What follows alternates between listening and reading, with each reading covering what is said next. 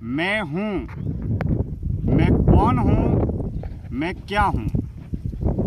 ये जो प्रश्न करता है वह प्रश्न को पूछने वाला भी व्यक्ति का मन है। मैं हूँ, मैं जो भी हूँ वह सोचने वाला, समझने वाला, विचार करने वाला और मंथन करने वाला भी जो भी है वह व्यक्ति का मन है। मैं क्या हूँ, इस प्रश्न को पूछने वाला भी व्यक्ति का या साधक का या सत्य के खोजी का मन है। और मैं हूँ, मैं क्या हूँ, मैं जो भी हूँ, जैसा भी हूँ, इस प्रश्न का सवाल देने वाला भी व्यक्ति का मन है। अब मान लीजिए मैं पूछता हूँ कि मैं कौन हूँ, मैं क्या हूँ। ये जो सवाल पूछ रहा है वह व्यक्ति स्वयं पूछ रहा है, व्यक्ति का मन ही सवाल कर रहा है। अब इस सवाल का जो जवाब दे रहा है वह व्यक्ति स्वयं दे रहा है। अब आपो दीपो आपो भव, यानी कि खुद की खोज खुद को ही करनी है, खुद को ही सवाल करना है, खुद को ही सवाल के जवाब की खोज करनी है, तलाश करनी है। अब जब हम ये पूछते हैं कि मैं कौन हूँ, मैं क्या हूँ, तो प्रश्नकर्ता स्वयं साधक है, साधक का मन है, साधक के विचार है। अब इस प्रश्न का, इस सवाल का खोज करने वाला साधक जब जवाब देता है, मैं ये हूँ, मैं वो हूँ, मैं देह हूँ, मैं मन हूँ, मैं प्राण हूँ, मैं जीवन हूँ, मैं आत्मा हूँ, मैं परमात्मा हूँ, तो इसका जो जवाब जो दे रहा है वो भी मन ही दे रहा है। अब जब मन घर, परिवार, समाज, संसार, बाजार के द्वारा बना बनाया मन है, हम उस बने बनाए मन से ही खुद को सवाल करते हैं और खुद ही खुद को जवाब देते हैं। तो फिर आखिरी असली सत्य का आभास या अनुभव कैसे होगा। हम मन के विचारों के दलदल में धंसे और फंसे हुए हैं। हमारा मन ही सवाल कर रहा है और हमारा मन ही जवाब दे रहा है। मैं कौन हूँ, मैं ये हूँ, मैं वो हूँ, मैंने ये किया, मैंने वो किया, इत्यादि तमाम तरीके के सवालों का जवाब भी मन ही दे रहा है और सवाल भी मन ही कर रहा है और जवाब भी मन ही दे रहा है। अब बना बनाया जैसा मन है वैसा ही व्यक्ति सवाल करता है और बना बनाया जैसा मन है वैसा ही व्यक्ति जवाब दे रहा है। अगर किसी व्यक्ति को पूछा जाए कि आप कौन हो, तो वह वो व्यक्ति कहेगा। अगर आध्यात्मिक साधक नहीं होगा, बेहोशी के बाजार में रहने और जीने वाला एक आम आदमी या सामान्य व्यक्ति होगा, तो उसे पूछा जाए कि आप कौन हो, तो वो कहेगा मेरा नाम ये है, या मैं कहूँ कि मेरा नाम दिनेश्वर माली है, आप क्या हो, क्या करते हो, तो कोई कहेगा मैं ड्राइवर हूँ, कोई कहेगा मैं नौकरी करता हूँ, कोई कहेगा मैं फैक्ट्री का मालिक हूँ, कोई कहेगा मेरी ये कंपनी चलती है, मैं इस गांव का रहने वाला हूँ, इस समाज में रहता हूँ, इस धर्म का रहने वाला हूँ, मेरे माता पिता का नाम ये है। ये जो देह और मन पर चिपकाई हुई या मोहर लगाई हुई जो मान्यताएं, धारणाएं, विशेषताएं जो मन के माध्यम से स्थापित की गई है, उसी को हमने जीवन मान लिया है, उसी को हमने जीवन का सत्य मान लिया है। अब सत्य के खोजी को अगर ये पूछा जाए कि या अध्यात्म की समझ रखने वाले या भीतर की यात्रा करने वाले किसी आत्मज्ञानी, आत्मखोजी को ये पूछा जाए कि मैं हूँ और मैं कौन हूँ, मैं क्या हूँ, तो वो सवाल का जवाब देगा मैं देह हूँ, मैं मन हूँ, मैं प्राण हूँ, मैं जीवन हूँ, मैं ये हूँ, मैं वो हूँ, मैं मन हूँ। तो मन का निर्माण कैसे हुआ? मैं अगर देह हूँ तो देह आया कहाँ से, देह जाएगा कहाँ? मैं मन हूँ तो मन क्या है, मन बना कैसे और मन मिटेगा कैसे? मैं अगर ज़िंदगी हूँ तो जीवन क्या है, जीवन आया कहाँ से और ज़िंदगी जाएगी कहाँ से? दरअसल सच्चे अर्थों में अध्यात्म की गहरी समझ जब साधक के भीतर विकसित होती है तो ऊपर वाला परमपिता परमात्मा जो हमने माना है या हमने जाना है, अंदर भीतर आत्मा जिसे हम मानते हैं कि हमारे भीतर आत्मा है, अब आत्मा को जो हमने माना है, जाना नहीं है, उसे मानना भी एक मन का विचार है। उस आत्मा को हमने देखा नहीं, जाना भी नहीं, खोजा भी नहीं, मात्र माना है। जैसे मान लीजिए ये एक प्रकृति का पदार्थ है, छोटे छोटे पत्थरों से मिलकर एक पूरा पहाड़ बनता है और इसे हमने माना या जाना मन के माध्यम से, माता पिता के द्वारा, घर परिवार समाज संसार बाजार के द्वारा ये बताया गया कि ये पत्थर है और पत्थर को बहुत बारीक तोड़ दिया जाए तो वो मिट्टी होती है या रेत होती है।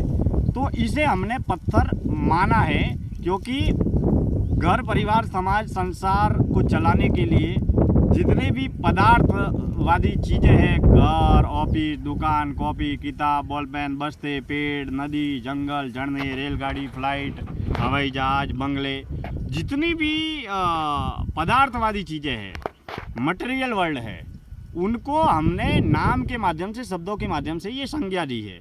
तो इसका नाम हमने बचपन से माता पिता के द्वारा, समाज के द्वारा, शिक्षकों के द्वारा, गुरुओं के द्वारा, ज्ञानियों के द्वारा बताया गया कि ये पत्थर है, इसीलिए हमने इसको पत्थर मान लिया। अब अगर जन्म से हमें ये बता दिया जाए कि ये इस तरीके का, इस रंग का, इस रूप का, इस गुण धर्म स्वभाव का जो पदार्थ है या जो व्यक्ति है, उसे हम ये कहते हैं, तो हम वो मानने लगेंगे। तो दोस्तों, मैं कौन हूँ, मैं क्या हूँ, यह एक अनंत यात्रा है जिसका कोई आखिरी छोर नहीं है, आखिरी किनारा नहीं है। जब हम खुद ही खुद से सवाल करते हैं, हम बार बार इस सवाल को दोहराते हैं, मैं कौन हूँ, मैं क्या हूँ, मैं कहाँ से आया हूँ, मैं कहाँ से जाने वाला हूँ। दरअसल सच्चे अर्थों में अगर सोचा जाए तो सुख और दुख, सफलता असफलता, मोह और अहंकार, सब कुछ जो कुछ भी है वो इसी जन्म, इसी जीवन का है। पिछले जन्म में हमें कौन थे इसका हमें कोई बोध नहीं है, कोई ध्यान भी नहीं है, कोई ज्ञान भी नहीं है, कोई जानकारी भी नहीं है। पिछले जन्म का हमें न तो कोई दुख है न कोई सुख है। पिछले जन्म में अगर हम महाराजा होंगे या बहुत बड़े करोड़पति होंगे, उसका भी कोई सुख नहीं है। और पिछले जन्म में अगर हम भिखारी होंगे, कंगाल होंगे या गरीब होंगे तो उसका कोई दुख नहीं है। आने वाले जन्म में हम कौन बनने वाले, कौन होने वाले, उसका भी कोई सुख और दुख नहीं है, क्योंकि हमारा मन सीमित है। हमारा मन तो इस जन्म, इस जीवन में जो भी कर्म किए हैं उसके विचारों का एक संग्रह मात्र है, और उसमें भी नए नए विचार हम सीखते चले जाते हैं। पुरानी यादें, पुरानी स्मृतियाँ, पुराने विचार हम भूलते चले जाते हैं। जैसे मान लीजिए अभी कोई बच्चा है, वो बहुत ज़्यादा अंकों से उत्तीर्ण हुआ, मेरिट में आया, या जिला लेवल पर या राज्य स्तर पर या राष्ट्रीय स्तर पर बहुत अच्छे अंक उसने प्राप्त किए। अब जब भी रिजल्ट आता है तो एकदम खुशियों का एक ज्वार भाटा छूटता है। घर में, परिवार में, माता पिता में, बच्चे में बहुत ज़्यादा खुशियों का जश्न मनाते हैं। देखो मैंने इतने अंक प्राप्त किए, चारों ओर मिठाई बांटते हैं, हंसते हैं, गाते हैं, नाचते हैं, जश्न मनाते हैं, उत्सव बनाते हैं। फिर धीरे धीरे धीरे करके 4 महीने, 6 महीने, 1 साल, 2 साल, 5 साल के बाद में जो मेरिट में आने का जो जश्न है, जो सुख का अनुपात है, वो धीरे धीरे करके बिल्कुल कम हो जाता है। ठीक उसी तरीके से मान लीजिए अभी अपने घर परिवार में किसी की मौत हो जाती है, तो जिस दिन मरता है उस दिन 2 दिन, 4 दिन, 5 दिन, 10 दिन बहुत गहरा करते हैं, बहुत ज़्यादा आकुल व्याकुल होते हैं। उनके न होने का, न रहने का बहुत बड़ा दुख होता है, लेकिन धीरे धीरे उस दुख को भी भूलते चले जाते हैं। तो मित्रों, सुख और दुख समय के साथ में घटता रहता है, बढ़ता रहता है।